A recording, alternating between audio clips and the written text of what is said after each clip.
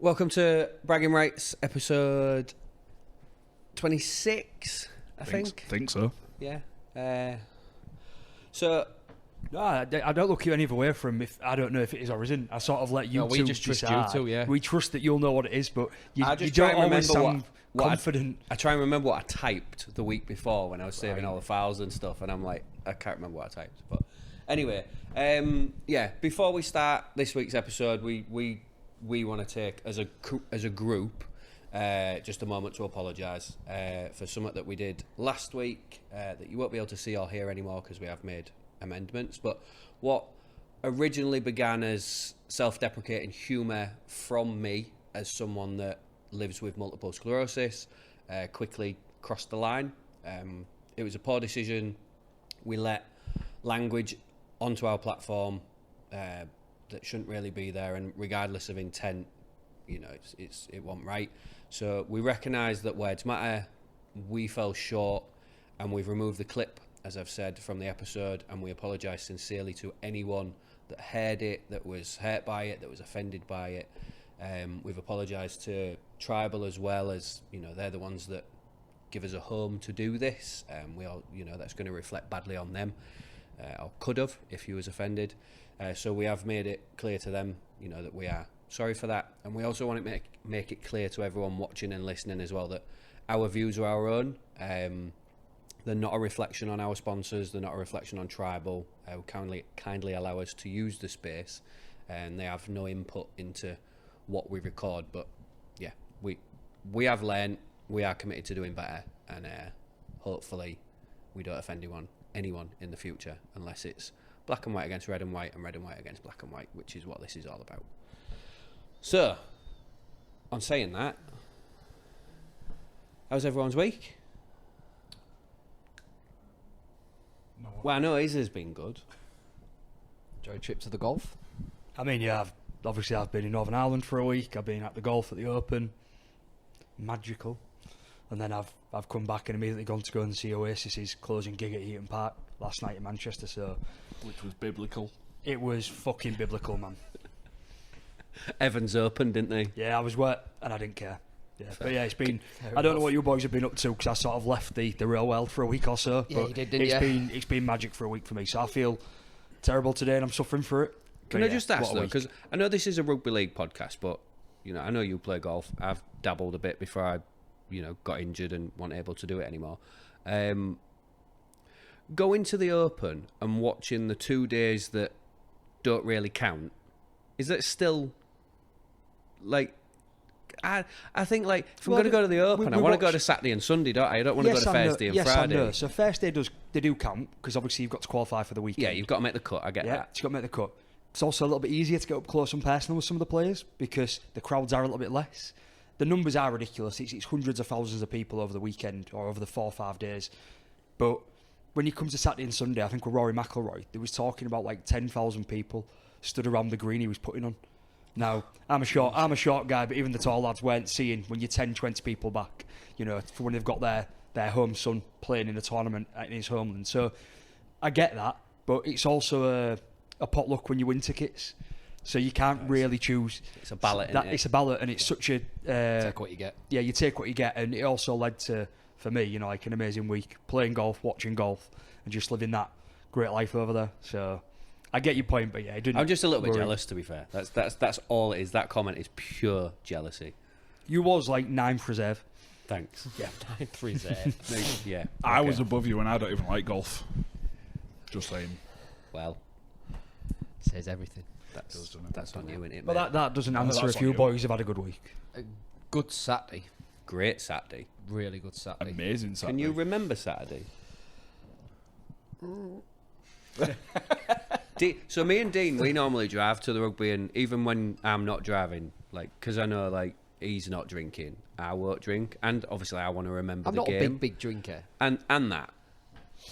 Soon as we sat down at the brick, pint in his hand. Soon as it was finished, went to the bar, pint in his hand. I was like, what's going on here? It's like 18-year-old Dean just rocked up at the brick to watch some rugby. Felt like a drink. Had a drink. I knew we was out coming home from the rugby, straight home, quick change, and we was in here for a party. and I thought, let's start the party a little bit earlier, and Hull delivered. I'm only too happy to celebrate that. Me too. And I carried This on week only? throughout the night till 1 a.m. and I don't remember stumbling home. I did celebrate with one tin of San Miguel on the way home, didn't I? Yeah, we'll let you have one. Cousin Josh was driving, he wasn't pleased. I was sat in the front. Like, you've got to be respectful to the driver. One of you's got to stay. Behave And yourself. the other two in the back wasn't as respectful. Oh, honestly, it was like Max and Paddy in the back, just acting Even like if a I'd pair have been of sat in the bellends. front after a win like that, I would have been levered, regardless of who was driving. See, I was on cloud nine all Saturday. Yeah, exactly. I'm not a big drinker. Like, I don't link drink with, like. Can't really say me neither. Do you know what I mean? Like, some people say, you, as if you want drinking, like, you know, as if you want. I don't link drink to a good time, so it didn't bother me as such. But they're turning around because I got a bloody wet finger in my ear off one of these twats on the way home. Just, I wish I was drunk so it didn't bother me as much. But Well, we give you a beer so you didn't feel as you left did out. give me Yeah. one beer, thank you. And I offered to buy you one at the game and you asked for a bottle of water. I was thirsty. I was really thirsty. I got all the way to Wigan. I'd not had I I'd kept literally I'd not had refreshed. anything to drink or anything to eat at all until we got to the stadium. So I needed hydration. I kept refreshed. I had about 8 beers before your game even started, I think. Yeah. That nervous. No, just I had some left in the fridge from Lee, so I was like, crack on. Why not? At home drinking. Yeah. Wow. Should we actually talk about rugby on a rugby pod? Or? Shall we? Yeah. Well, we've had golf. Well, yeah. You guys first. Yeah. I'm up to date with my wrestling, so I've got nothing to talk about. Oh, dear. So, yeah, going into the game, Burgess and Jessie Sue hit milestone appearances, so I just wanted to give them a shout out. Burgess hit 200 and Jessie Sue hit 250 career appearances, so congratulations to them. Obviously, the team selection raised a couple of eyebrows with Captain Fantastic missing, Elliot Minchella, led to a bit of speculation. Is he injured? Is he, has he fallen out with Peters? Highly unlikely, but you know what the internet's like. And it was just a decision to rest him. Peters has come out and said, and basically just said it was either this week or the Salford game after the 1 week break. So they went for this one, which Does I that think surprise you? a little bit, because obviously I would class Catalans as a tougher opponent than Salford. You want your best 13 starting every week regardless. So for me it was a little bit of a surprise, but then again, with the intensity and the size of Catalan's pack, it made sense to rest him when you've got somebody like Dean Adley who can then fill in, and then Whitbread can backfill and Fair things enough. like that. So it wasn't. I think there was a lot of speculation as well around the fact that Ben Garcia was returning after serving his ban for punching Minchella, slapping Minchella 5-6 weeks ago. Oh, yes. So there was a little bit of speculation around that, saying, well, is this a tactical decision? Because I think Catalans have always been a physical team, and they still are under Tompkins right now. They like the extra niggle, they like the lay on, they like the elbow on the face and the neck and all that, and that only gets worse when your team plays poorly. So you see that where teams are not really, at the minute Catalan are having the ups and downs, aren't they? Mainly downs as well. And so you see it more often, and maybe there was a decision in that to say, well, let's keep Mini out of that aggro potential issue. And I didn't really read too much into it, but that was a lot of the comments I saw. But I wasn't, given the result in the end, it doesn't matter. But I think something that we'll take away from it, not to jump down the list too quickly, but how well we did manage to click an attack without him. There's he's our sort of linchpin in the middle, is Mini. And yet, all right, it wasn't as smooth, but it wasn't clunky. So it was kind of like quite impressive that without him we managed to do it as well. So I was like, not that we didn't miss him, but it didn't really matter in the end. Yeah, it was worth him having the rest, I should say. Yeah, absolutely. It's like Hull with Asiata. You've taken him out of your team, not by choice, but he's been taken out of your team, and you've missed him. You've missed that connection We've between. got, not jumping on Hull so much, but I've got in our notes, it's taken us 2 months to play well in attack without him. Yeah, exactly. And I have, since you mentioned it, where it was like Caesar to Cust to Asiata to wherever, or whichever way around it is, we do similar with Mini. Because since you mentioned that, Dean, I've deliberately kept an eye out for it, and we do use Mini a lot as a ball handler as much as he does run. So you take them out your team when they're doing it week in, week out, and credit to Dean Hadley for stepping up and putting in a man of the match performance, but we'll speak about that a bit later on. I thought it was a dominant performance overall, and I think the one stat which I think blew your mind was it took 61.5 minutes for Catalan to get a play of the ball in hour 20. 61.5 minutes. Ultimately, they scored from that. Jesus. Which is a bit frustrating, which we'll get to in a bit again. But yeah, 61.5 minutes, which just shows the intensity and the desire to defend from the front for us. So I was really, really pleased with that. I think that using the term dominant's correct. We was dominant, and they used this at the end of the game. The commentator did say dominant without being flashy, and you're seeing a lot of the players getting 6 and 7s out of 10 from the online ratings, a couple of 8s from the performance.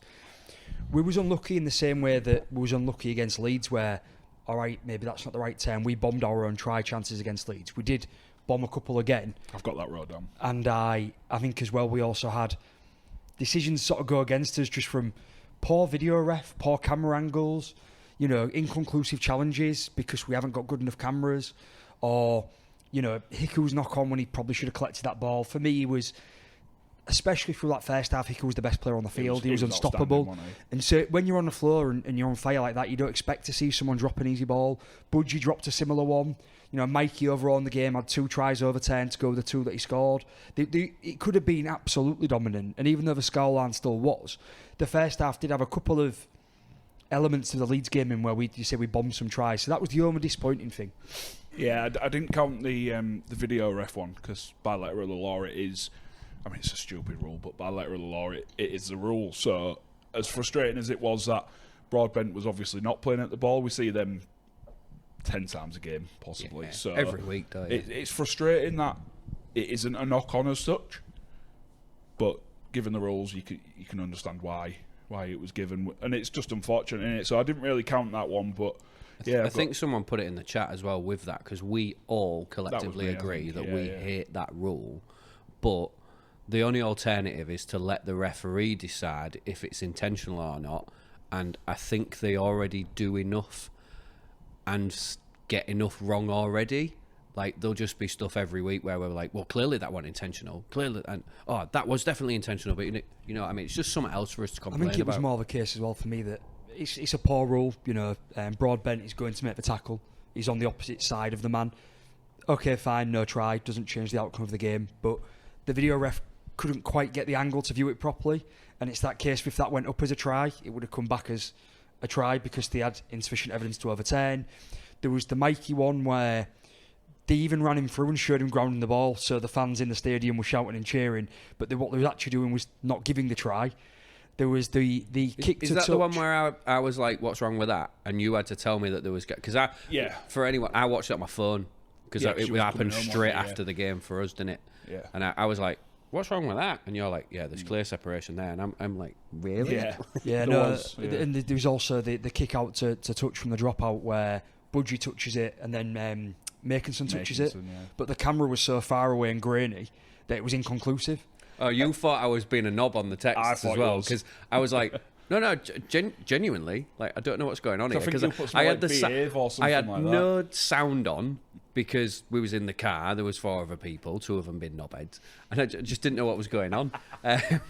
So. It was just one of them where on another day they can go against you, or it can be frustrating. They take so long. They kept going to the wrong tackle. But what I really liked, just for the final comparison about where we bombed tries against Leeds, where we bombed a few chances potentially in the first half against Catalans on Saturday, was the 38th minute.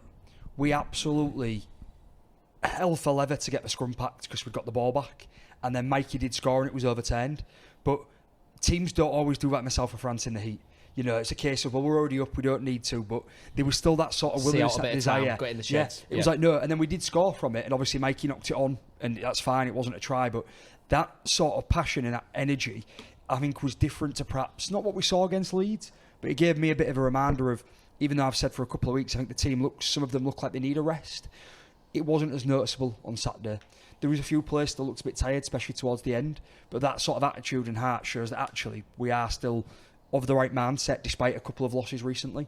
So I was really pleased by that. Yeah, it was a perfect way to bounce back from the 2 defeats, wasn't it? Especially after the performance at Lee, which was shambolic. So obviously Lee outplayed us in every department. So it was nice to see that, especially in the south of France where we'd not won for like 6 years or whatever it was.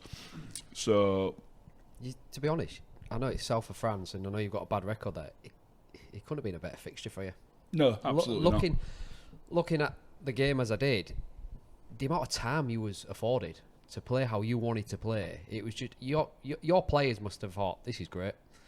We are definitely getting back on the horse here. They're giving us all the time in the world to play how we want to play, because there was no pressure from them. You say about that space because they wasn't getting the pressure on. This is what we spoke about just pre-recording about Mikey Lewis. The commentator was saying he's such a danger because he's a runner first and then a ball player second, and he hards in channels, he hards behind the loose man, and he pops in, and he had an absolute field day. He scored 2 tries, had 2 more disallowed, so he could have been up there with 4 tries. He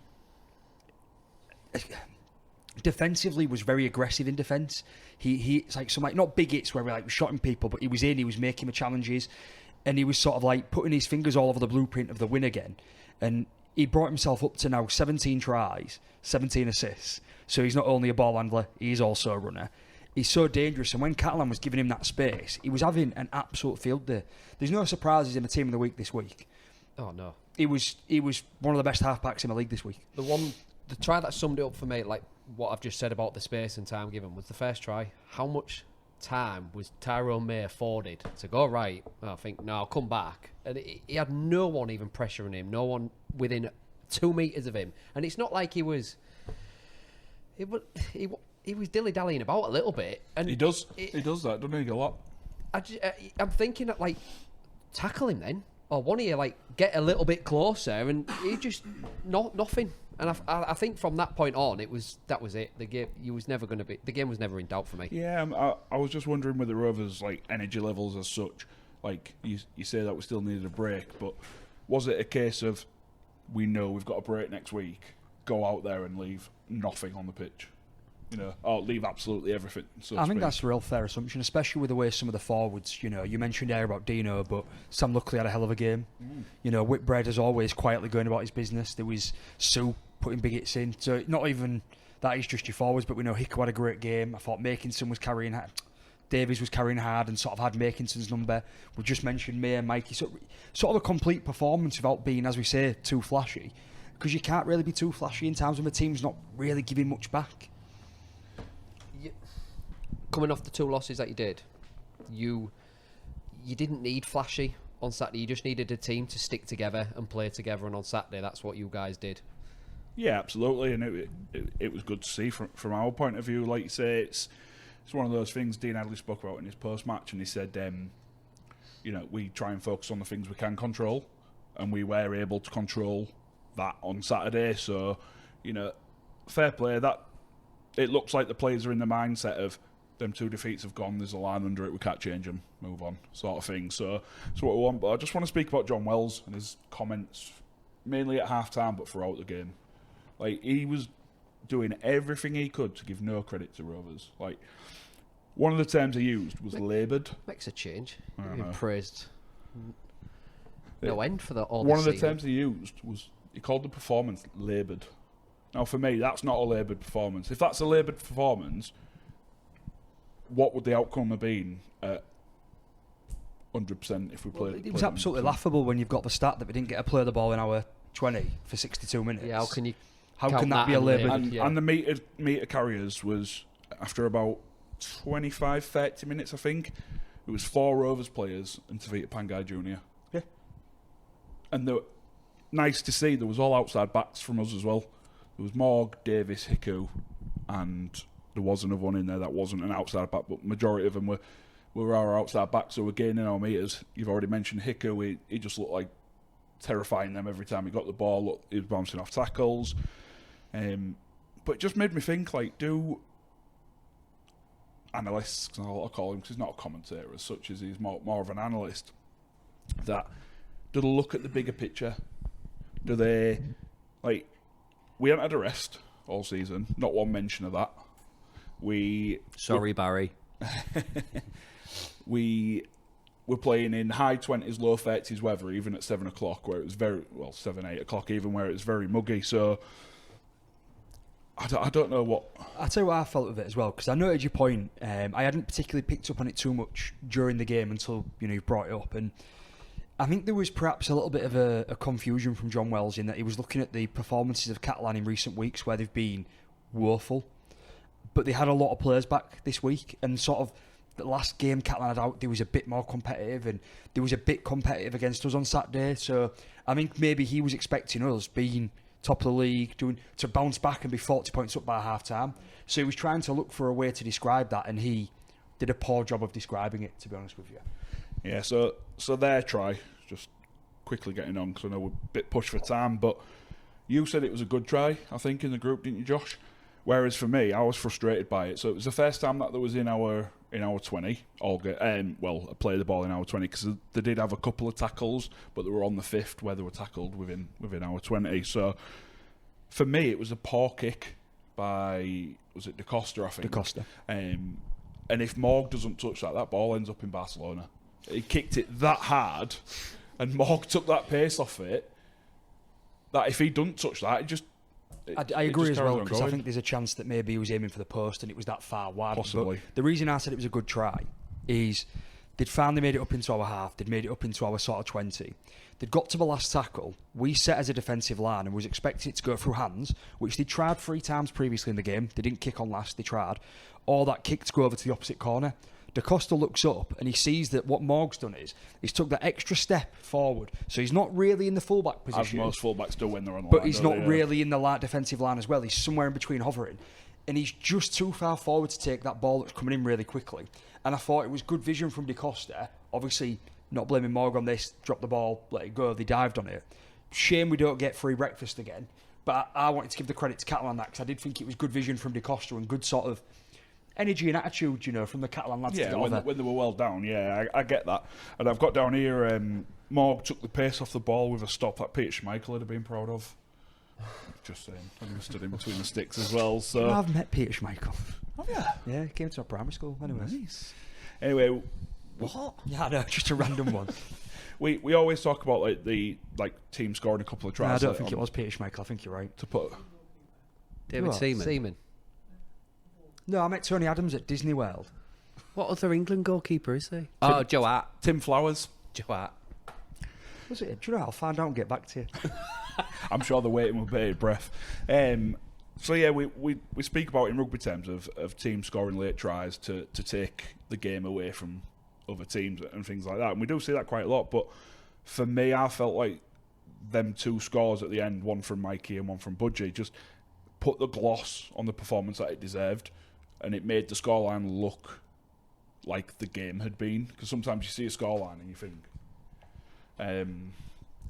you think agree. that, yeah. So, and I did like the thing from Mikey, rather than going towards the sticks, he ran towards the Rovers fans and did a TikTok dance. And then did a TikTok dance. Is that what it was? Celebration. Apparently someone in the comments had said I didn't think Mikey would be aware of it. So yeah, wasn't Peter Schmeichel, it was Peter Shilton. Close. Even better. Legend. So I knew it was something. I knew I was wrong. Anyways, my final point then, Craig, because I agree with what you just said. I think it reflected the game really well. I think the scoreline was reflective of the game. The passion and the energy from the last 2 tries was fantastic. It gave me a bonus point, which I was really pleased about in our predictions league. I've given up now. On the way to my yellow cap. The only thing is, to sum it up, it doesn't. You can take away whatever's happened in the game. Doesn't matter. I've wrote here for my final sentence. Lovely jubbly. That puts us back 4 points clear at the top. That's all that mattered on Saturday night. You're welcome. You are welcome. You've had your I credit. knew You you were weren't going getting to say any more. that. You're welcome as well, though. Because obviously you're a Midland team, aren't you? And we've beat Wakefield twice for you, so you can keep fighting in the middle. So we're doing each other favours. Fair. Twice play. this season. Yeah, I know, but we're just helping them both out, aren't twice, we? Yeah. So yeah, shout out. So we've already mentioned them, Hadley and Hiku, just absolutely outstanding. But Hadley, apparently that was his first Betfred Man of the Match award of his career, which I find quite astonishing. Ever. Apparently, according to my inside source. So just saying. But yeah, I do have a negative. Morg missed 1 kick. Fuming. And you Honestly, I don't even know why he's in the team. and you made more errors than Catalan. And we had a worse completion. Yeah, but we've spoke about that before. We we like to play an expansive brand of rugby where we'll throw the ball around, we'll do things that other teams not necessarily wouldn't. It's the type of game where you such. could get away with it. Yeah, I think Catalan completed at 81 and we completed at 69. 69. And that, They did we always 72 and you did 62. errors or possession. Completion rate. Completion. I'd be really worried if you'd both made that I many know, errors. God, yeah, can you imagine? Knock on a fun. That's the thing with the stats changing though, because that's from what immediately was flashed up after the game. They obviously go away and do the calculations and come back. So what I saw was different. We don't worry about that. No, but like we always say that we. Would you like us to hurry up, Jake? Is that what you're saying? Who? Yeah. Oh, I nearly said some of them. Can't use that term. I've lost what I was going to say now. What was You were I going to talking say, about? that's it, thanks very much, let's move on. Second half. Yeah, second half. I think we'll look at the second 20 of the first half before we get to the half time. obviously, yeah. My final thing as well, I'm sick of this. I don't mind a few flares or a few smoke things going off, but the flares and the smoke at the beginning of the Catalan game, it even went to the crowd to show like a French woman, presumably French, behind the flares, having to cover her mouth with a handkerchief because the smoke was that bad. It was. I mean, it didn't clear for ages on the pitch, did it as well? But yeah, into a well-aimed break with a 4-point lead at the top. So Yeah, no, a lot of the boys have gone away, it seems, so enjoy yeah, looks yourselves. like it. So they deserve it, don't they? Let's face it. So yeah, very satisfying. Good. Right, let's talk about what's on at Tribal. It's a split week this week. It's a sponsor. What? Tribal's like later on. Oh, can't we do it the other way around? Because now I look like a twat. It's your own. No, go on, do the sponsor thing. This week's episode is sponsored by Comscaff. Commercial Scaffolding, or Comscaff, are a Hull-based company formed over 30 years ago. They offer a safe and professional scaffolding service nationwide. For services and enquiries, you can go to comscaff.co.uk or call 01482 782 181. Right. On to Hull. You all. That was a fun day, that, wasn't it, Dean? Yes. Yeah? Did you have a good time? Yes. I'm going to start with the best part of my day. And it wasn't getting out of the car when we got home. At the end of the game, I know that you guys talk about it a fair bit because your fans generally over the time we've been doing this podcast have been happier than our fans. Game finished, players came over, walking down. Caesar comes over after winning his man of the match and applauds the fans. We're all walking down. I'm walking down the stairs, so I've gone down the stairs and then I go through the tunnel bit. Oh, yeah, I do remember this. And all I heard was, oi, oi! I'm like, what? I looked up and there's this fella leaning over. Podcast's going to be good this week, innit? Love it. And then he collared me in the toilets. I went to the toilet just before we set off home, and yeah, he What collared you me. doing there's up to you, mate. I know. It's always in the toilet for me, isn't it? So yeah, Spending so much time in there. so shout out to Dean, not that one, but Dean, who's an old fan, who was obviously... Was it his birthday? It was his bet. I was going to say that. I just remembered. Sorry. You're lucky Dean remembers anything from Saturday. Yeah, I only remember stuff if I write it down. Tell you what, fair shout out to this Dean fella because he's not wrong. I can't think since I've joined this podcast of a game that would probably make you two happier. I'm sure there's a couple. Maybe the first Wigan win earlier in the season was good, but I can't think of a game in the last year or however long I've been around that you should be more pleased about the performance. Yeah. It was. So I'll move on to what I sent Dean earlier, and this kind of summarises the day. Birthday Dean or podcast Dean? Dean. What will for today be known as Dickhead Dean. After his antics on Saturday. Normally, when you go to somewhere like the Brick and come away with a win, it's the type of game that kind of sucks the life out of the players. And the fans. And the fans, yeah, in terms of nerves. It's a cup final type feeling. It just draws every bit of energy that you've got away. We went to the Brick. We took that game and made it ours. We took that stadium almost. If you'd not have looked up and seen that there was more cherry and white than black and white, it felt like it was an home game. We just took hold of it. It didn't feel sounded like it was an home game on telly as well. Didn't feel Really like a loud. cup final. We took everything in our stride. We took control of the game, and we never let go. From the minute we took control of that game, which was pretty much straight away, we just didn't let go. We looked like the home team, and we made After 10. Yeah, We- the after opening 10 minutes was when not Wigan yours. nearly scored. well. In the opening 10, you got exposed all right, twice. Semantics. We made the world champions look average on their own patch, and like that quarter final that we had, yeah, that was a fantastic win. It felt great, but that complete first half it made you feel like, oh God, why have I travelled 2.5 hours to get here? Like, what's going to happen we in the thought we was second out of it, half? didn't we, Like, in that cup game. but yeah, this week, that was our patch. I turned to cousin Josh 5-10 minutes into the second half. I was like, game's done. I said, I feel so comfortable. There was no nerve. You always have that little twitch like, oh, we're going to score, and then they're going to score again, and then it's going to be a real nervy finish. I just felt totally comfortable. Even when they did end up scoring, Wade scored that try down the left. You was pissed though. It does help. Okay. I mean, I can imagine you feeling like that. You The you first can't 10 take minutes, I away have from got to it. say, like, I don't agree with James. The first 10 minutes, I didn't was mean from minute one. I meant from Well, the you minute said we from took minute one. I know Yeah. I did, Because but I want to make sure that in this section you're getting all of the credit for how good FC was, absolutely Yeah. dominating.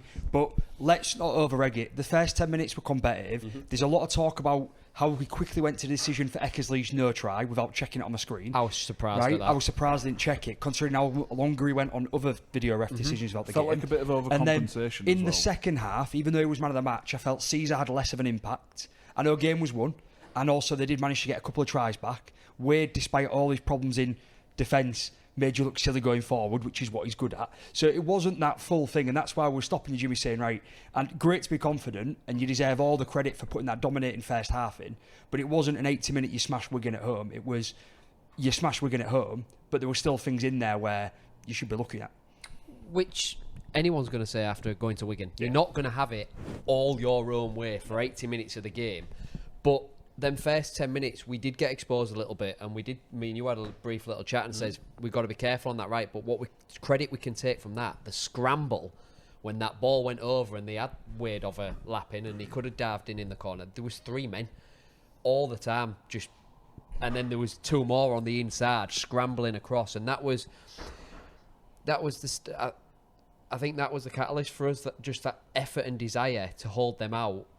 We held them out for 4 or 5 sets early on, 10, 15 minutes, and we went up there, and with probably our worst set of the game, we put a good kick in, Wade dropped it, and we scored with our first attacking set on their line, and from that point on, there was no looking back. It was... That was the comment I sent you, because that wasn't my comment, it was online. It was worst set, Yep. best kick. Yeah. And We only- said very similar again, thing in the I know stand. people hate on me anyways. I still felt your delivery from play the ball was poor, particularly in the first half, but it's overshadowed by you kept kicking to Wade, you played absolutely fantastic, you was dominant and you beat them, but there was quite a few loose passes, balls that went to ground. But when you're kicking like that, and say Caesar was having a field day, and you can target Wade, it didn't matter.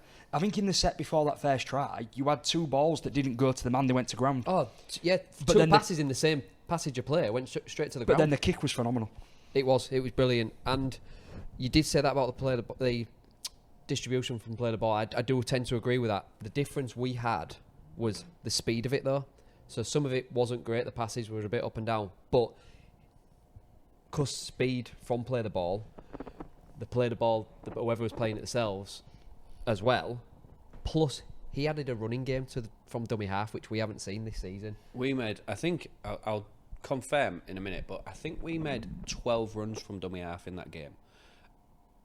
And I think the last 2 games put together for Borough, the last 2 full games that he's played, he's made 4. That's because that's not just him doing a bit of running. That's taking the pressure off the forwards. It's experience. Saving a run for them, letting them take 1 or 2 less carries a game. It's massive for a forward. He's trying to get you on the front foot, which it did for the majority of the game. So I do agree. We have work to do in dummy half still. I'm not being nasty about it. I think I it's fully good. agree with you, because it was something I picked up on. But we looked more lively around that area than we have done all season. And on this point with that, you say you took 12 runs from dummy half. a lot of the time when... Did you say 12 then? I think Yeah, so, I think it was So 12, when you're looking it's 13, sorry. 13. So when you're looking to do that, you're trying to either break through a gap or you're trying to catch someone offside, right? Going into the game, FC have received the most penalties in Super League. Have we really? Yeah, so you've received, up until the game, you was first with 106 penalties in your favour. Part of the plan. Wigan are 12th with 72. And we know Pete has made comments about it in the past saying that Wigan don't get fairly treated on the penalty count because of the speed of the play and the ruck control and so on. If you've got that game plan, which I give full credit to Cartwright Senior because I think he knows the game inside out, there's no wonder you did it and did it well. Especially if you've got that in back of the mind saying, well, we know we get the most penalties. And we keep doing that and we know they don't get them back. And it's that type of game plan that I thought made you so dominant, particularly in the first half. You obviously had that game plan, it worked. Even forgetting the fact you could kick to Wade constantly and almost guarantee a knock-on. Yeah. It was still good across the pitch. People online were saying it's just because of the Wade knock-on. No, it wasn't. You was dominant in a lot of other areas in the field as well. It shows that, and we'll get onto it because we need to mention it, our completion rate. It was... I heard someone say 100% in the first half. 100% in the first half, yeah. I was like, no way. 97%. You're giving yourself... Hang on, how does that work? Because Hardacre knocked on. I'm only going by what I've been You told. literally- Commentator said 100%. Early on in the first half, probably Hardacre's only real mistake. At fullback, he knocked on. Maybe in that first 10 minutes, can't remember exactly. Surely that counts as a No, non-completed because it's step. not in the set, is it? I don't think. Well, Was whatever from it was, we had a 90% completion rate Yeah. during the course of the game. Wow. 97. 97 completion Wow. rate. Well, although I do want to confirm that has now changed Oh. on the stats To 96. to 102%.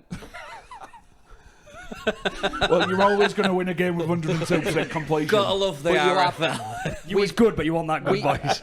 I mentioned what Caesar said in his his pre-match quote interview before the Wakefield game. We keep hold of the ball, we give ourselves a chance. Something we did not do in the first half against Wakefield, but we did in the second half. You keep hold of the ball, you're giving yourself a chance. 97%. You're going to beat 102. You're going to give yourself a chance against most teams in this league. You might not beat every team in this league, but you're giving yourself a hell of a chance of being in and winning that game if you are completing at that level. We've now set Absolutely. the standard. We've got to try and maintain that now going forward. It's not going to be 97% every week. We know that. But we've shown we can do it. We ain't sloppy like people have been saying over the last few weeks because we have been sloppy. We've been clunky. No, I'm sloppy with handling errors and things like that. So, inconsistent, as Josh would say. One thing I do want to pull up, though, I do agree with you on the inconsistent. Now, I didn't at the time, but I do now. Herman Essay. 172 metres from 22 carries, 6 tackle busts. I think we can say backed up. Someone said you didn't think he would be able to back up this week after that. I just said we'll see, won't we? It's one of them things. I think you've done the smart business of getting Lusoni in for next year so you can spell them, because I've never not called out Herman Essay. Oh, I believe there's a question later on where I'm going to probably bring him up later in the pod today because I really rate him as, if not the best, one of the best props in the league. But when he's not utilised correctly, he had a period of poor games or games where he wasn't a superstar. And there was talk of, is he carrying a sternum injury? We didn't really know. I struggle to see him playing. If he is carrying a sternum injury, it can be quite serious. But he did back up. And it was more of a question of, can he? But that game was, from a forwards point of view, it was a dream. People don't really run over Wigan like that. And Essay had one of his best games.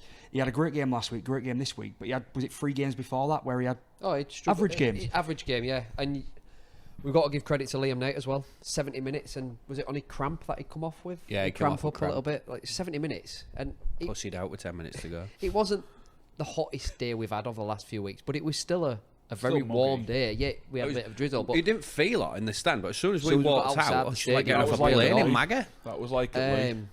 so that was some effort as well. Unbelievable. You've mentioned Caesar. Fully deserved his man of match, I believe. Don't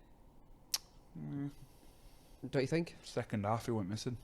I don't think he went missing. He didn't do he hardly did anything. I was watching him because of how much I'd praised him in the first half in the group. I made a point of watching him in that second half, and he was nowhere near. As a team, it was less. What's the word I'm looking for? I I don't know. You don't know? No. All sorry. right, fair. You know, like Answers on a first postcard. half, it was like a complete shock. It was like bang out there.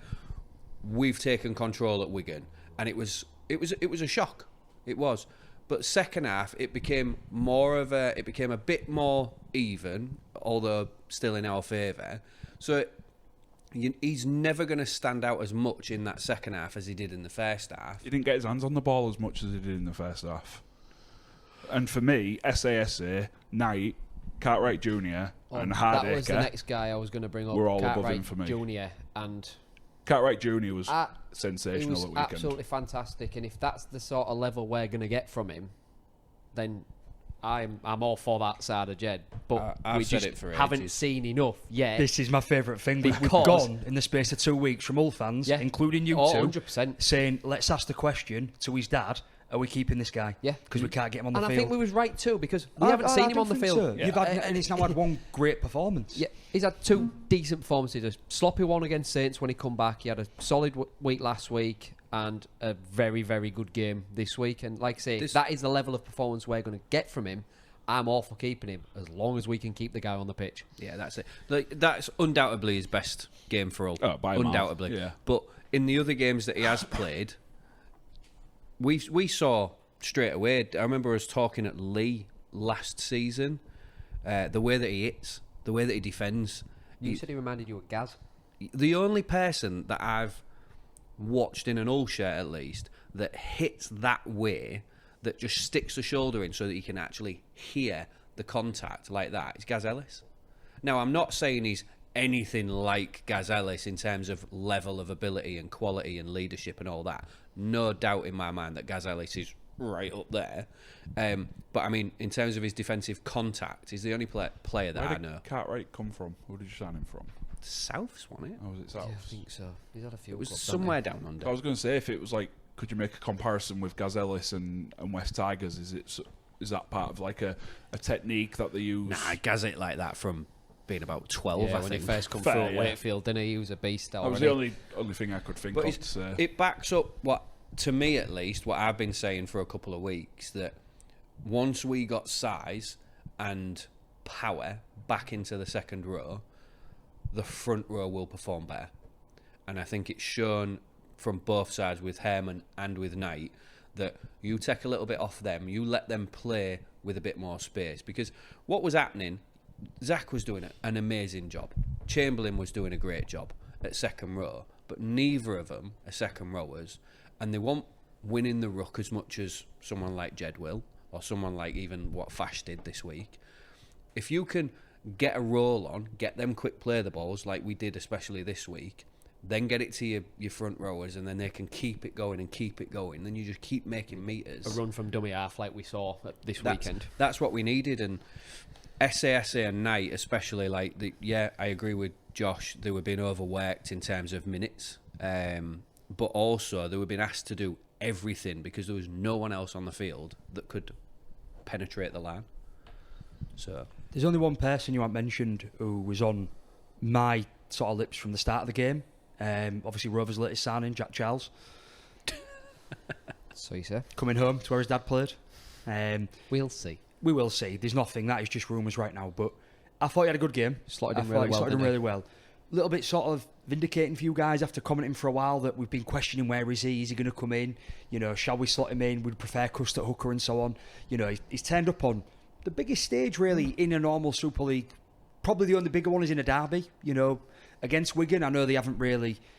Their dip of form has gone longer than it ever has before. They've been down in form for about 5-6 games now rather than just a couple. But impressed with him, liked what you saw. Yeah, it's nothing flash, just steady game. Took a bit of the kicking pressure off Caesar, which I liked. His kicks were well. Kicking from the tee is absolutely fantastic. I think it was 6 from 6, 5 tries and a penalty kick, I think. So yeah, really impressive. Like without being anything superstar. So yeah, hopefully he gets a decent run in the team now. We'll see how. I'm sure he'll be in against Huddersfield on Saturday, and then come Salford, apparently Price, Asiata and Lane are back, so we'll see how that changes things. But on the basis of Saturdays, he thoroughly deserves to keep his place in the 17. Yeah. no comment. Oh, James is a bit. Nah, I'm kidding. Josh, Trevor Josh, cousin Josh and Dean were putting stuff in the group chat the other day, and I was like, drop him. Don't even let him train. Make him do laps all day. So, just before we finish, I know we've gone over. We have to mention the charity shirt that we released last week. What a thing of beauty that is. And that's coming from me. But You might have to wear one next year, Craig. I what? More so, the video that the media team put out with it. If you haven't seen it, I urge you to go onto LFC socials and take a look at that. Really, really powerful message sent out by the club. I believe they'll be wearing it for the league game in a few weeks' time, which I will be away for, so I won't be, but I will be purchasing the shirt. So yeah, have a look at that. And just to round up on reserve team, unfortunately got beat 24-12 at Wigan after our victory, the first team victory on Saturday, and unfortunately again the wheelchair team went down 54-4 to Wigan before the first team game on Saturday. So not the perfect weekend for the club, but not a bad one. Done. Can we talk about tribal now? Yes. Okay. Right. So tribal this week. There's only the one game because for anyone that don't know, you should know. I would think they've split the week, so only 3 fixtures this week, and then next week it'll be 3 fixtures. So this week it will be Hull versus Huddersfield. That is Saturday, 3 p.m. at the MKM Stadium. Grab a ticket if you can. There's not much else going on, but if you can't, come to Tribal and give it a watch on the big screen. And then not after that, I've got something to promote for Tribal for Saturday the 16th of August. So this is Craig Escrett welcomes everyone to the documentary premiere of The Running for Rob. This will be at Tribal on Saturday the 16th. Doors open at 12 midday, with the premiere starting at 2 p.m. and there'll be a DJ on at 6. But they're also doing a raffle. They're doing an auction, so there's some sport memorabilia to buy, and everything is in aid of the MND Association. Tickets can be found on Eventbrite if you just search for Running for Rob. So you can get standing tickets for $11.55, seated tickets which are £22.38. Don't ask me about the pricing, but they include a drink, or you can get a VIP booth which is for 5 people, £136.14, which also includes a drink, but you each as well, and you get a sharing platter of food as well. So yeah, if you can get behind that, do it, because I think we all know how much it's affected everyone in rugby league, just the story in general. So yeah. What's next? News, isn't it? Some news. Yeah, a little bit of news from me, but not a lot, to be honest with you. There's Did you use the one I sent you? I did, and Dean actually asked me about it before we started recording. So, believe it hasn't been announced, but they're set to announce that Catalan are going to announce in the coming days that Joel Tompkins will take the head coach job on a full-time basis for Catalan, starting from next year, obviously carrying on this year as well. But part of the announcement is that Mickey McIlaurin will be going back to the club to partner with Mitchell Pearce as his assistants as well. So that's come out today. Quite a coaching team, wealth of experience in there, isn't they? If they can put their stamp on that team, Catalans can be a top team once again, I think, with that. It's a bit of an odd one with, Tompkins has got no real coaching experience as such. He's been assistant a lot, hasn't he? But I think with that wealth of experience you've got there, you've got an Origin rep, you've got Mickey Mack, who's played, seems like forever. Over 400 games. Over 400, that's ridiculous. I agree with that with the experience, but where's the experience in the coaching side of it? Like, what have they seen in Tompkins getting hammered for the last 2 months that think he can take them to where they want to be? It's still very much Steve McNamara's squad though at the moment, and it's still very much got his stamp on it from where he left them. Yeah, I agree with that, but it's still not. I'm not seeing effort base wise, an improvement from him. There has been an upturn for him since McNamara's left, slightly. However you look at it, whether it's in performance, certainly not in results. But yeah, for me, it makes sense now because he's got a couple of months to, identify what he wants to work on, where he wants to work on, and who he wants to sign. So it makes sense, really. Yeah, I agree with all your points. It does feel like a strange one in some ways. However, he's been doing an assistant's job for a little while now, obviously before he steps up into this role. He's got a wealth of experience from a playing point of view.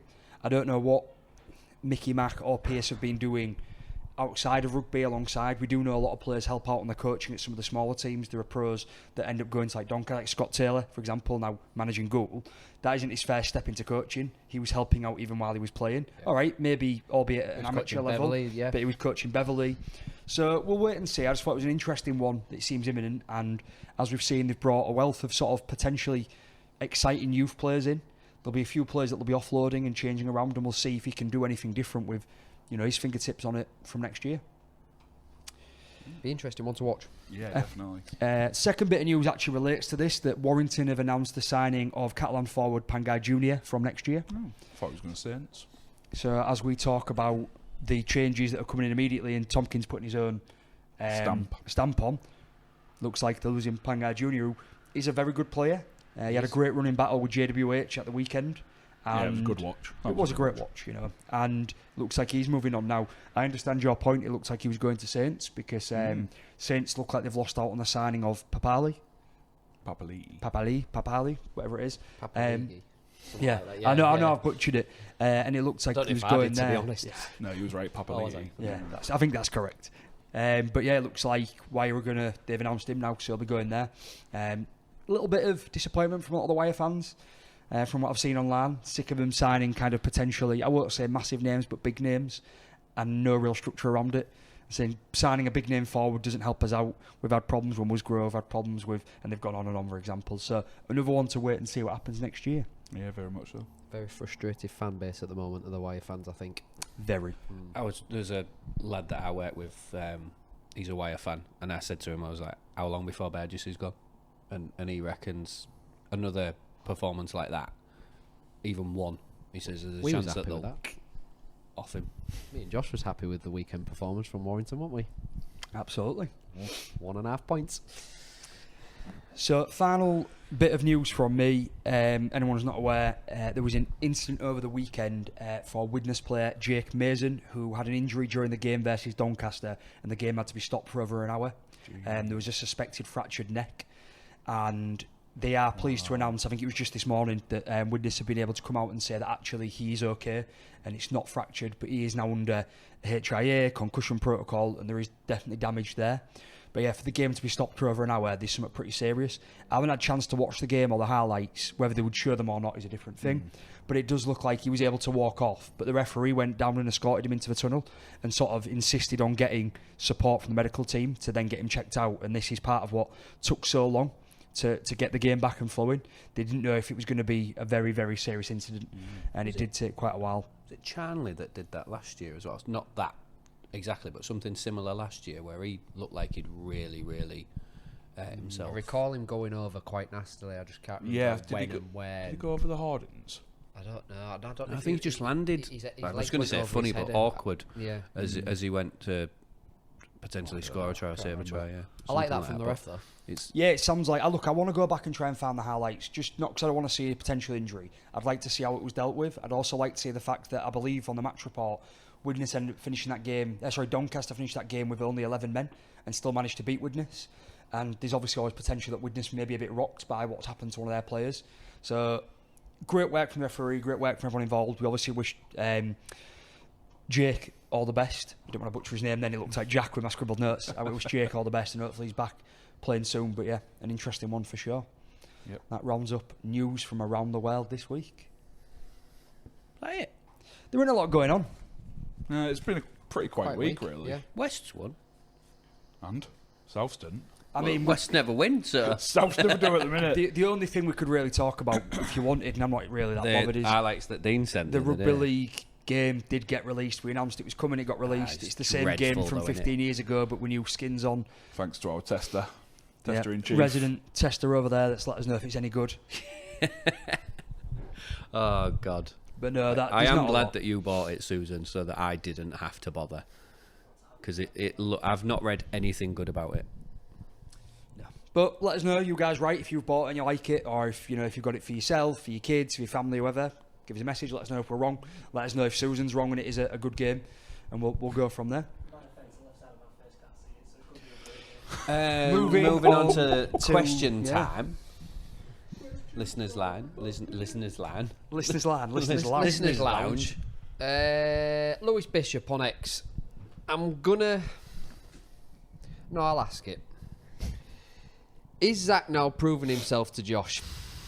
He's consistently our best performer and is showing a professionalism to our younger and even some senior players.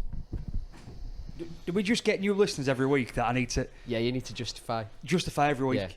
I've never, ever slagged off his performance on the pitch. No, you won't. I've said, give me a full season where you don't mess up off the pitch, and then that's the end of it. Yeah. He still hasn't done that, and I'm not saying he will. I do think he's settled. I think he's probably deserving of being your captain, because I think he's the only player in what I still believe an inconsistent side that you are, turns up week in, week out.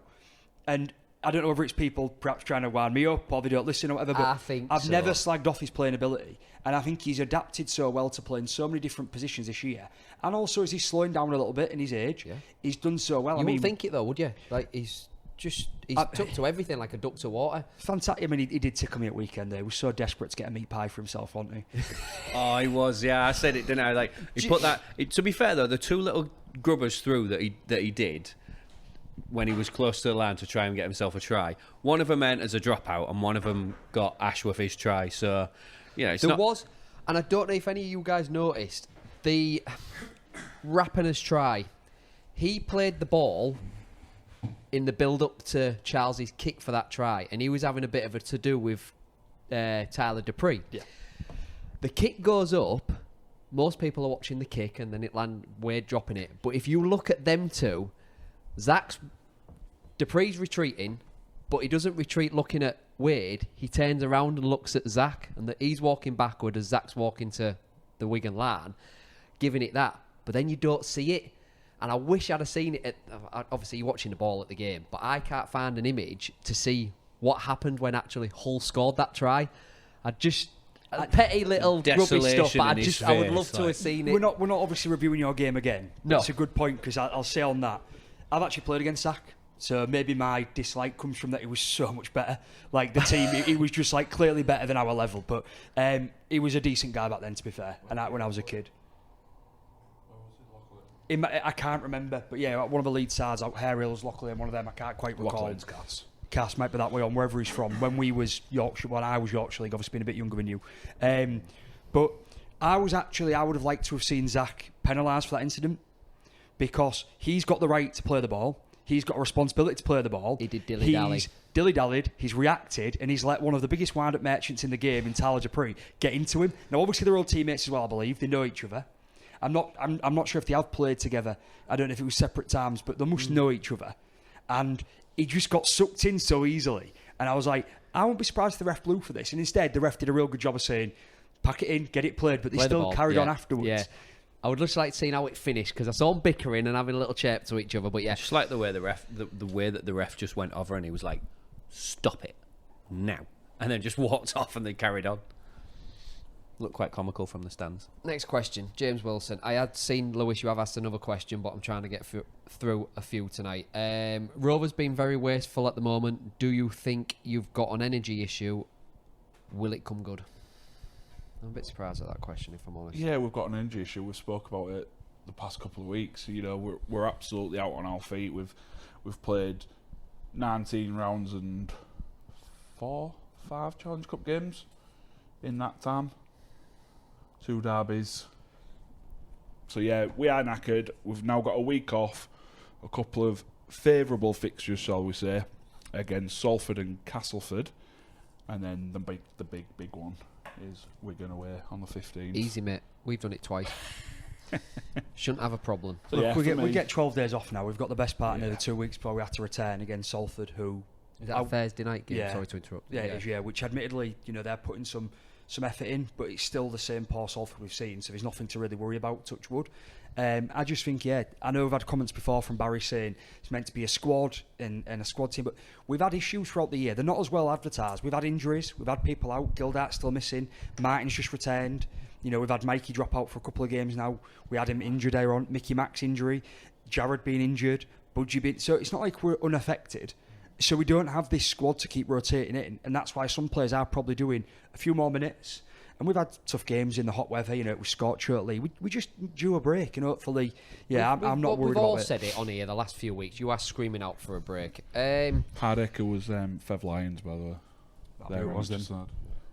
You just had a look then, didn't you? Yeah. Triggers Broom on X. James Wilson did ask a question about the playoffs as well, so I'm going to ask that. If FC win the next 2 games, should that cement 6th spot? And James Wilson did say, do FC make the playoffs now? I don't believe if we win the next 2 games, we're in the playoffs. It's way too close for that. I do think Cass beating Warrington has just taken the pressure off us regarding Warrington's coming in. I'm not saying they're out of it, but a nice little bit of a gap. One thing I will say is we've got Huddersfield and Salford next. Must win. Wakefield have got Saints and Leeds the next 2 weeks. That could be a massive swing. If we do pick up 4 points, ifs, buts, maybes, yes, I know. If we do pick up the 4 points and they don't, that's a 5-point swing. It is a big gap with 5-6 games to go, but still, 7 rounds you can't write off it.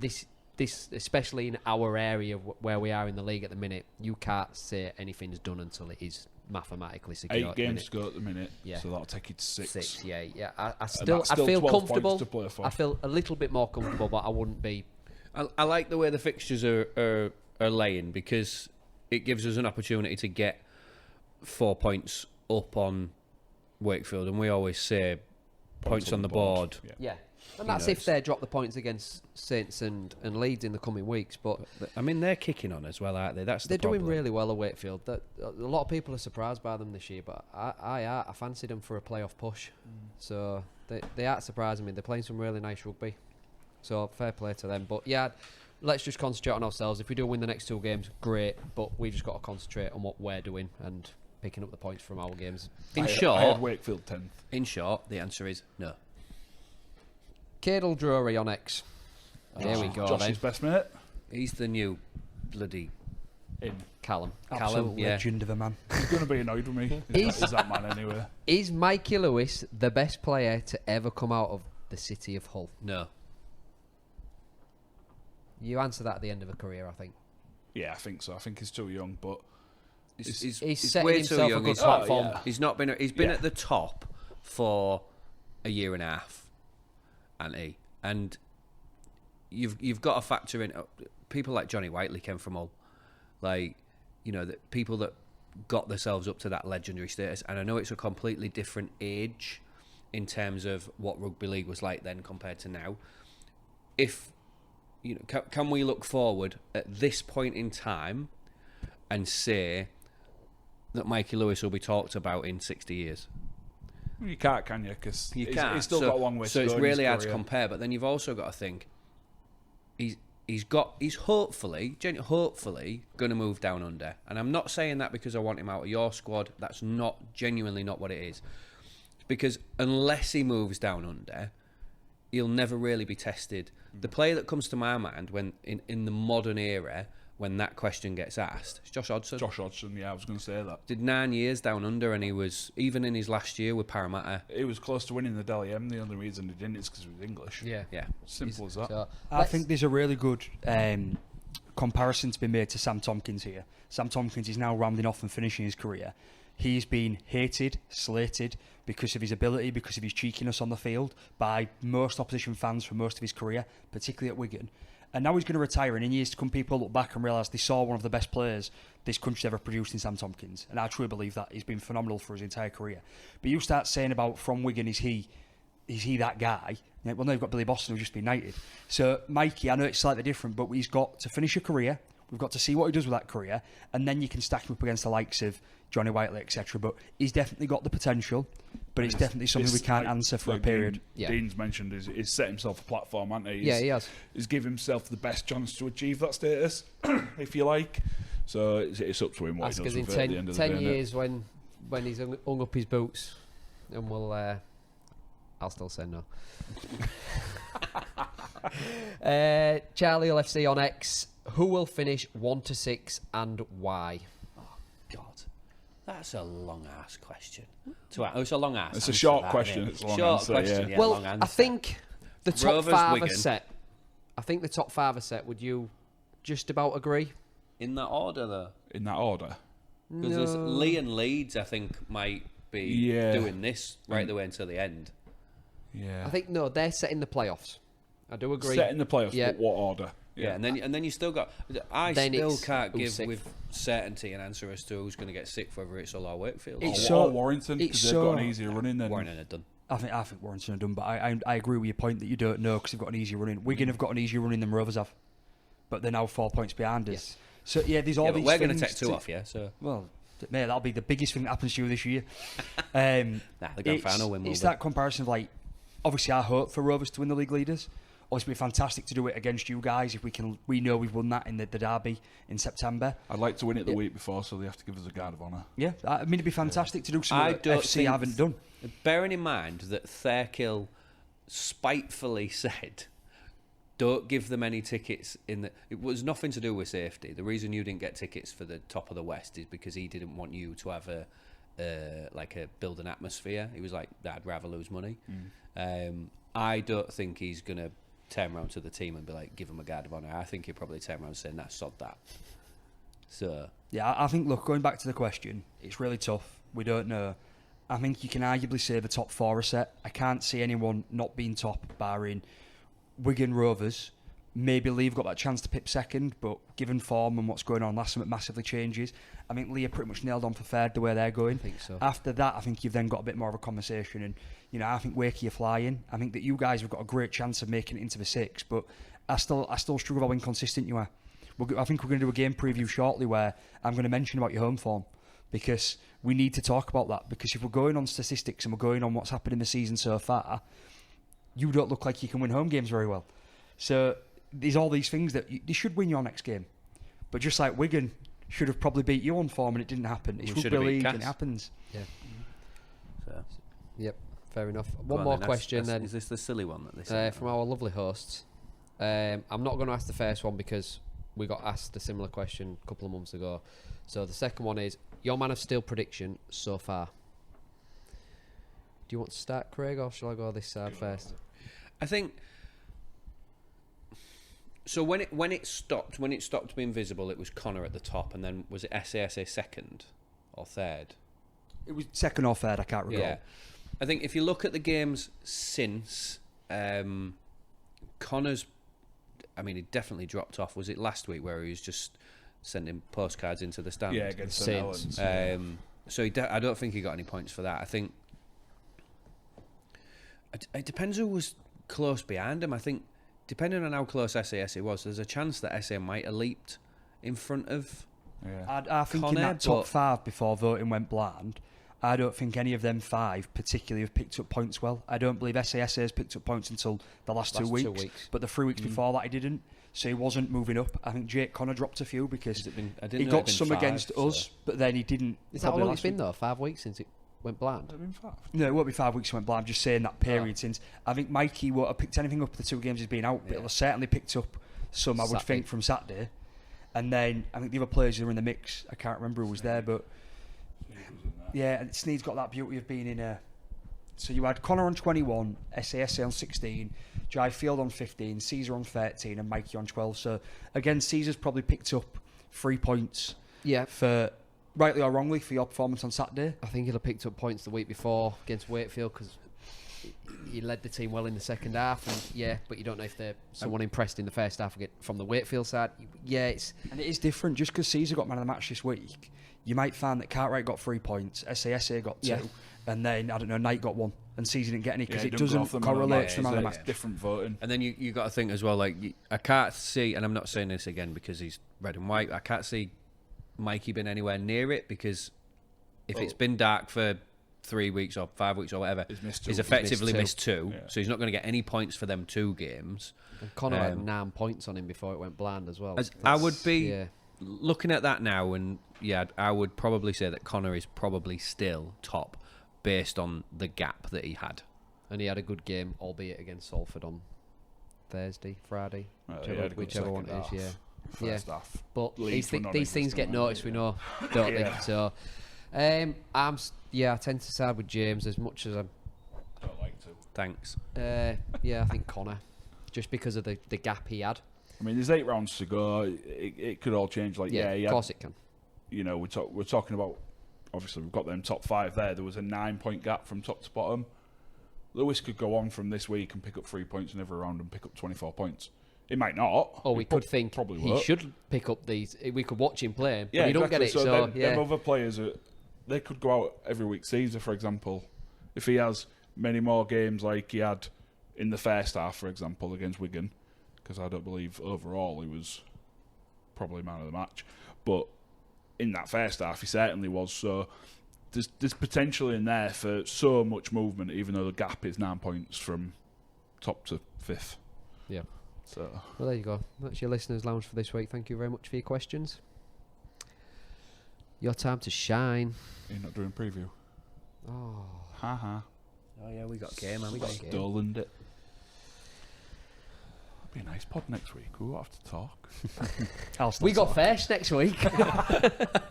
No matter what. Yeah, Huddersfield at home on Saturday. Saturday afternoon. Mm. Got to carry on where we left off. Yeah, 100%.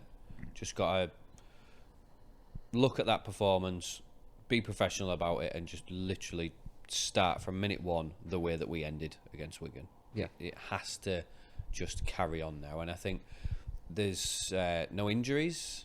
No fresh injuries, I believe. No. The starting lineup, I expect will be because exactly the the same. disciplinary points against Laidlaw. didn't bring him to a ban, did they? So No. And I think- Laidlaw probably won't be in the 17 anyway because SA There will be back. changes in the squad.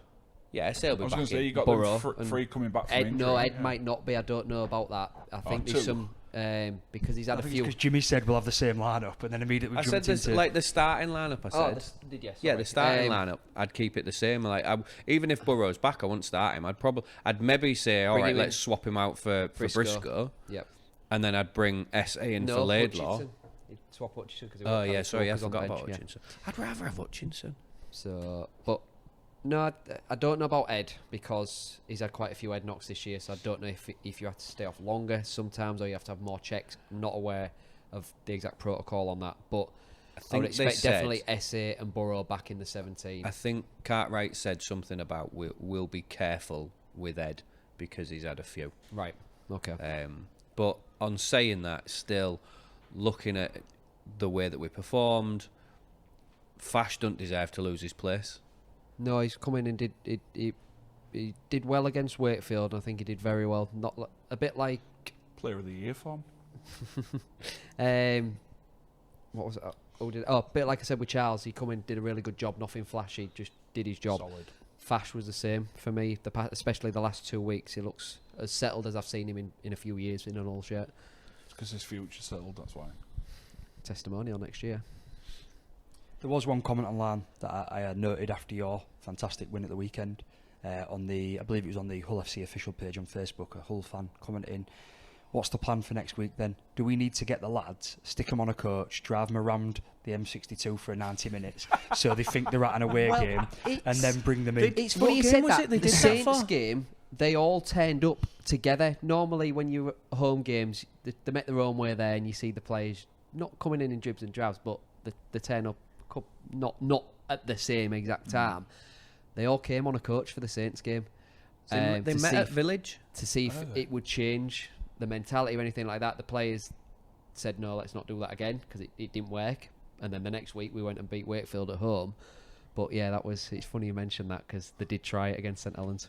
Fair So enough. I didn't know if you was aware of that. No, I wasn't. Would I you just not? I say it was No. just a quite amusing comment. But it's now time. We've got that monkey off our back, as some would say.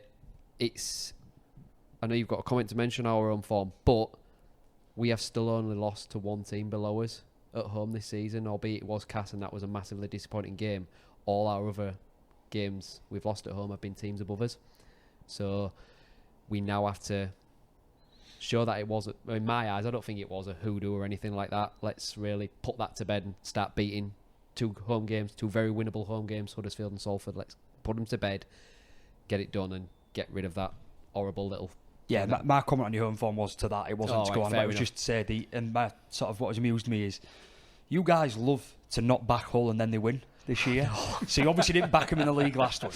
So it'll be amusing to see what you do in the prediction section shortly, to see if you go with your gut and be like, FC will definitely win this game. Huddersfield by 50. Yeah. Please. No. Yeah, you must feel confident going into the game for sure. Oh, 100%, yeah. I don't want to count my chickens though, because this is Hull. How will FC like would it be to have beaten Wigan so convincingly and so completely, and then get beat by Huddersfield? Yeah, it would be what we do. very Hull FC. Very inconsistent. Them inconsistencies, isn't it, Josh? And let's try and Beat 'em to prove, it. not prove So you wrong here's a as quick such, but question let's for try and Josh change then. that perspective that people do have. How many points do we need to beat Huddersfield by for you to say that we're not inconsistent next week? It's not just that game. The points are actually almost irrelevant. It's your performance. I mean, Fair. look at the game against Wakefield. I don't know what your team were doing in the first half, right? But Losing. in my opinion, if Caesar got 3 Man of Steel points this week, they should take 2 off him for the way he performed in the first half the week before, right? But then the second half, all right, Wakey made a lot of errors, but your team turned up like absolute wrecking balls and went for it. The thing is about the Wakefield inconsistent one, half to half, let yeah. alone game to game. They only played for one half, and we only played for one half, so it was the same all round. That's why at the time when you said that, I didn't agree, but now I do. So, but it's not just, we don't have to just beat Huddersfield to change that. We now have to beat Huddersfield, and then Salford, and then you've got Lee and Saints after that. Let's show, building into hopefully a playoff position, we can put a good run of form together to go into the playoffs if we get there with a bit of form and a bit of consistency in this our is the performances. thing. It's who you're playing against and the way you dismantle them or beat them. So if we go back to the start of the season, I think you two guys are quite disparaging against Rovers. Script to win against Castleford. Yeah. Script to win against Wakefield. Right? Before we knew that Wakefield would be a competitive team, but we knew Castleford were poor. And it was, you're not on the right form, you're not going to do it this year. We don't know if you will. Win. But we was getting the win. Now what you've got to do is you're still going to get the negative comments in the next 2 weeks. Well, all right, lads, you beat Salford and Huddersfield. Yes, that's 3 in a row because you beat Wigan and them 2 if you do go on and win them games. What does it tell us about your team?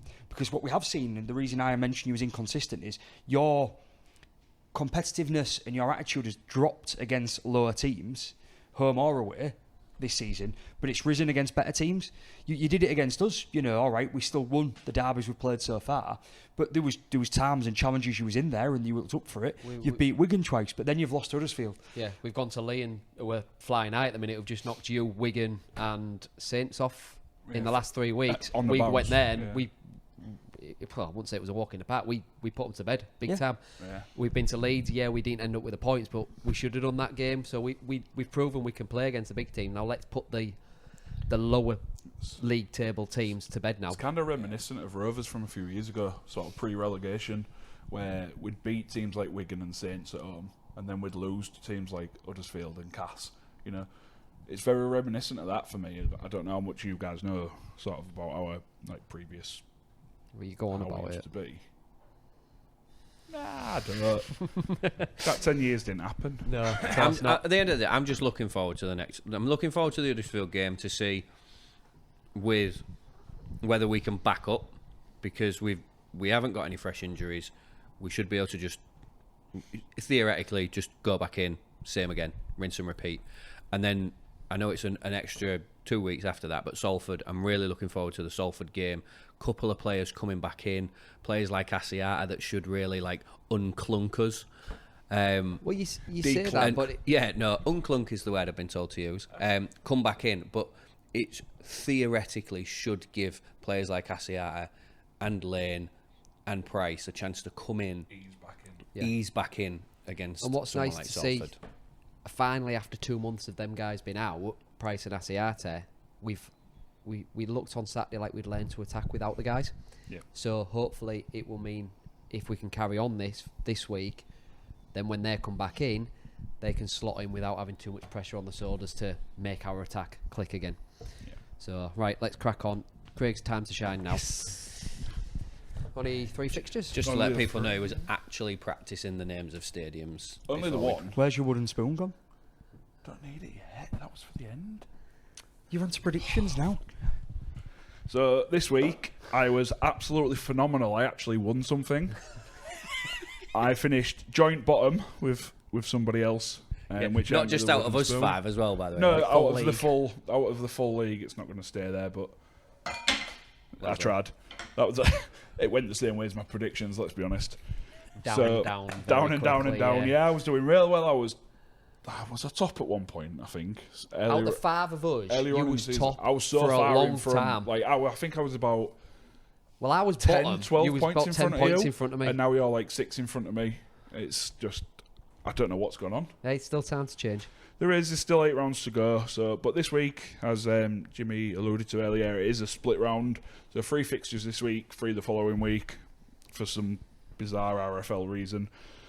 So starting us Do off, you know why it is? Because I have absolutely no idea. it's because there was originally, from what we're told, there was meant to be an international fixture getting put in, and then they didn't get round to organising it. Shock. Or it Typical got RFL cancelled, split yeah. fixture round. Yeah.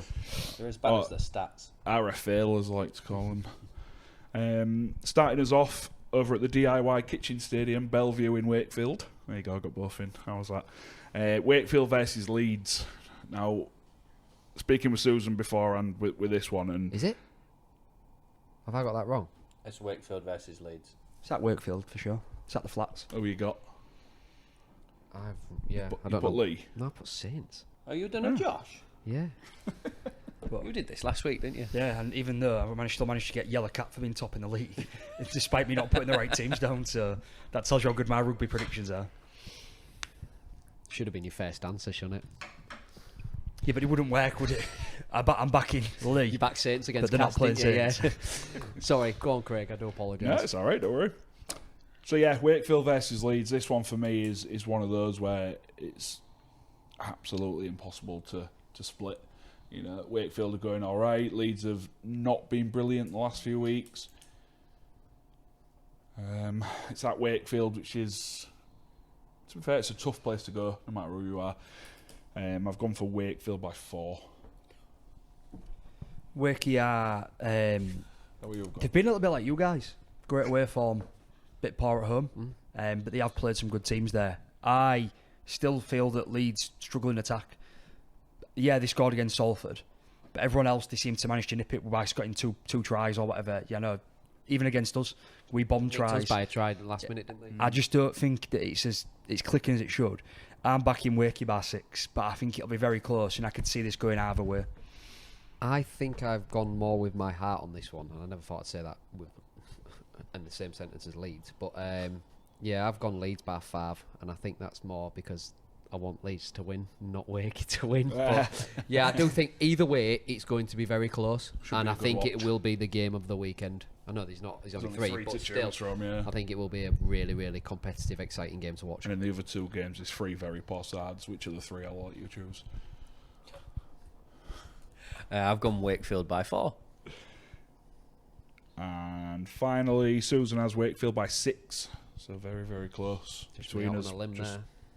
Just Dean sort of bucking the trend a little bit there.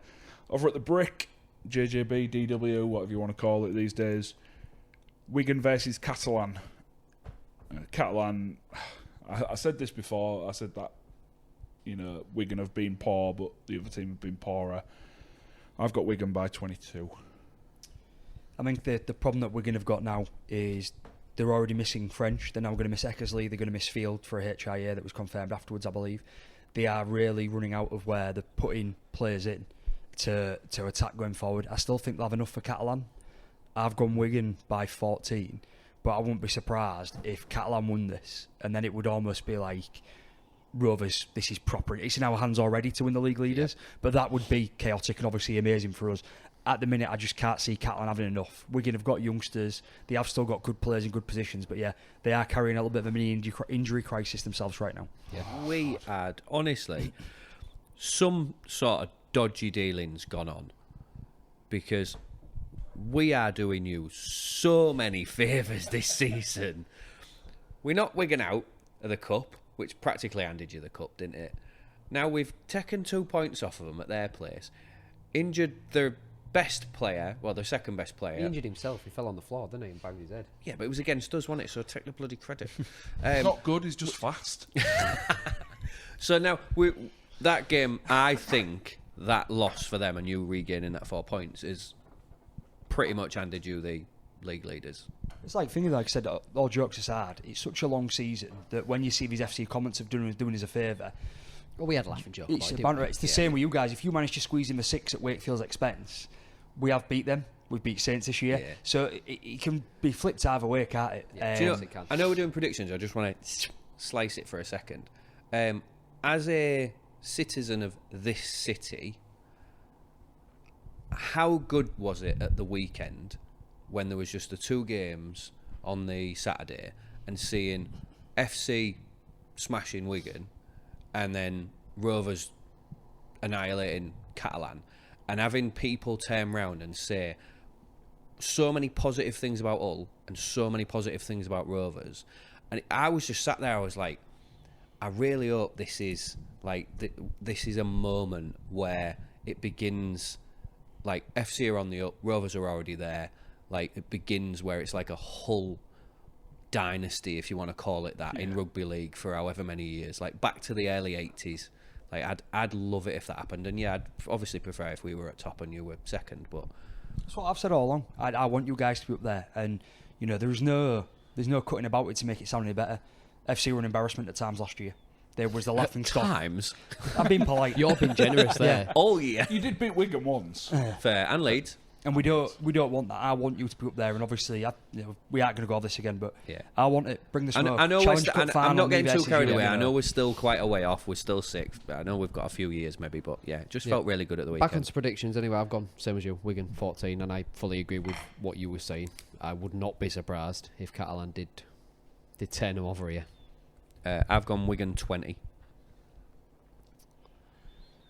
And Susan's got Wigan by 16. So, again, very close. 8 points separating all of us. So, that'll be interesting. And then finally, over at the Circle, the MKM, the KCOM, whatever you want to call it. Hull FC versus Huddersfield. I can't see anything other than a Hull win.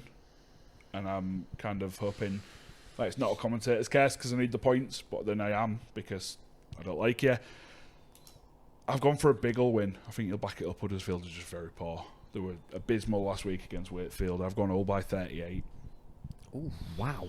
Jesus. You got to remember, Huddersfield were abysmal until Magic Weekend and hadn't won a game all but season. they do hold the best record at Magic Weekend. Yes, don't they do, So yeah. it's their little place to be. I think it'll be a good FC win. I'd expect it to be to try and get that tag of inconsistent off. To start proving it. And I've got FC by 22. I've been a little bit more reserved in my prediction here. I've still gone Hull, but I've gone by 9. Oh, you're loving the drop goals, aren't you? Yeah, Who's it's kicking a that? good thing because that odd Charles? point. I've gone all. I think Huddersfield will drag us into a bit of a scrappy game, but I've still gone by Hull by 16. And finally, Susan has gone Hull by 14. That wraps up the 3 fixtures for this week. Right. Dean scribbling. Yeah, Dean was scribbling. He always writes in the notebook while we're going. He always writes sponsors and Tribal because I always forget to say thanks to the sponsors and thanks to Tribal. Especially when we're being moderated this week as well. Oh yeah, we've been watched all episode. Like a hawk. Yeah. Anyway, yeah. Thanks again to Comscaf for sponsoring, and for Tribal for letting us in and recording again and providing drinks. Thank you very much. Thank you. Cheers, everyone, and see you. Bye. See you, bye. See you, bye. See you, bye.